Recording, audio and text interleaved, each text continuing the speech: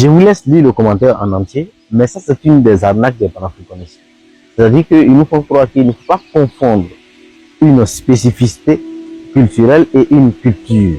Et tout l'Afrique en fait aurait une culture commune, mais ils ont des spécificités culturelles. Et pour ça, ils vont prendre l'Europe. C'est ce que je dis en fait, ils ont une vision occidentalisée de l'Afrique. Ils ne connaissent pas l'Afrique du tout. Dans le cas de l'Europe, même si on doit nuancer ça, on peut dire que l'Europe, entre guillemets, a une culture commune en fait. Parce que les Européens ont été tous influencés par la civilisation gréco-romaine. Et en plus, les Européens ont une religion commune en fait. Le christianisme en fait, c'est partout dans l'Europe.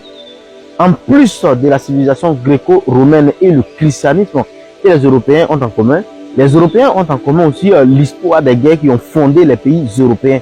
Aujourd'hui, en fait, on ne peut pas parler de la France sans parler de l'Angleterre, sans parler de l'Allemagne.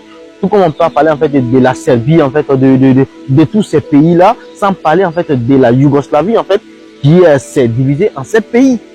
Rien que ces 3 choses, en fait, on peut affirmer que les Européens ont une histoire commune. Mais ce qui est de l'Afrique, ce n'est pas le cas. Même s'il faut nuancer, voilà, même s'il faut nuancer parce qu'un Polonais n'est pas un Français. Même s'il faut nuancer, on peut dire que les Européens ont une civilisation commune, en fait. Mais ce qui est des Africains, ce n'est pas la même chose. Les Soninké qui ont été islamisés depuis le 9e siècle n'ont rien à voir avec les Pygmées, les Bantous, l'Afrique de l'Est, les Zoulous, ils n'ont rien à voir avec. Certains viendront me dire que les cultures africaines, ils ont en commun le culte des ancêtres et que avant l'arrivée de l'islam et du christianisme, en fait, les Africains, tous les Africains pratiquaient le culte des ancêtres. Bon, ce qui reste à prouver. Ce qui est faux parce que moi qui viens de l'Afrique de l'Ouest, en fait, chez nous, il n'y a pas de culte des ancêtres, en fait. Il y a les communs, les condorants, en fait, des fétiches que nous adorons, mais le culte des ancêtres, en fait, qui sera à la fin de Dieu, en fait, non, ça n'existait pas dans toute l'Afrique. Et même si c'était le cas, même si toutes les cultures africaines avaient le culte des ancêtres en commun, ça ne prouve rien, en fait, parce que il n'y a pas qu'en Afrique que les gens font le culte des ancêtres.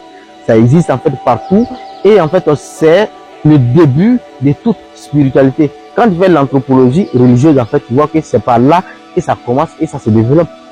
Ce n'est pas parce que les Africains n'ont pas inventé la voiture qu'ils continuent de marcher qu'on va conclure que marcher, en fait, c'est le mode de fonctionnement des Africains. Pour finir cette vidéo, il ne faut pas comparer ce qui n'est pas comparable.